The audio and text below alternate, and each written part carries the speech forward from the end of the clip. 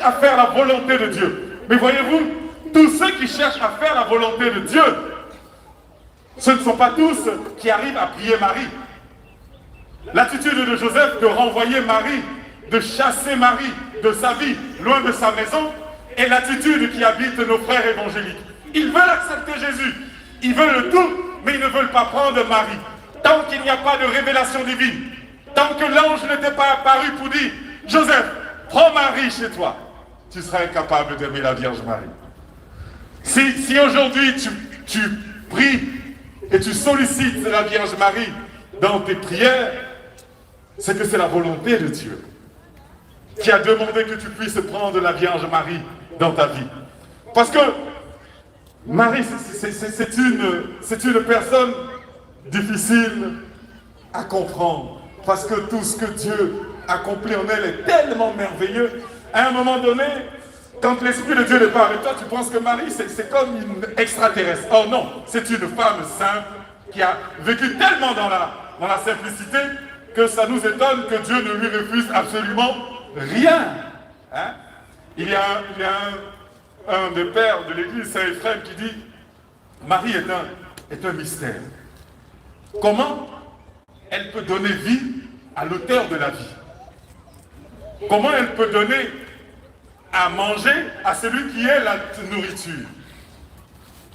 Comment elle peut apprendre à marcher à celui qui est le chemin? Comment est-ce que le fruit peut faire exister l'arbre? Marie est un mystère. Et quand tu n'arrives pas à percevoir ce mystère, tu peux agir comme Joseph en voulant chasser Marie loin de toi. Mais nous devons la prendre dans notre cœur, comme dit la finale de l'Évangile. Hein? Il a pris son épouse chez lui. Et nous devons prendre Marie chez nous.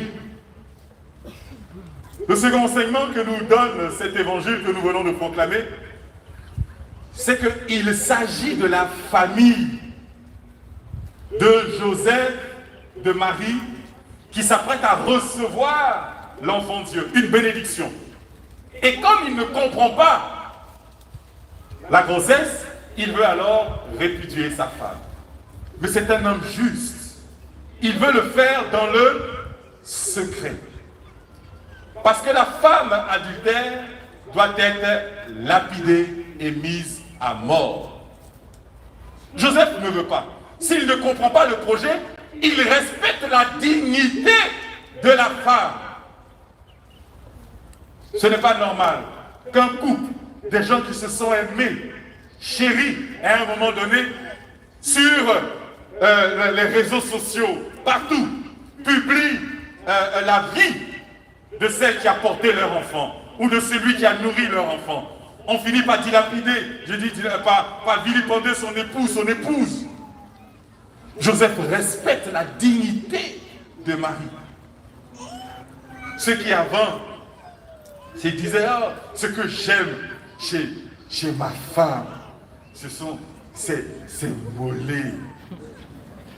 Ça, c'était quand l'amour était à son paroxysme. Et puis après, les jolis mollets sont devenus ces pires diamantis, là, je ne la supporte plus. C'est ça? Joseph n'a pas agi ainsi.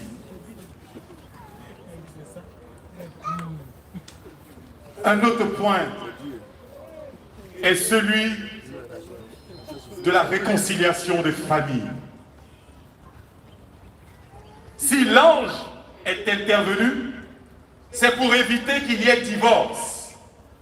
On ne se marie pas pour divorcer.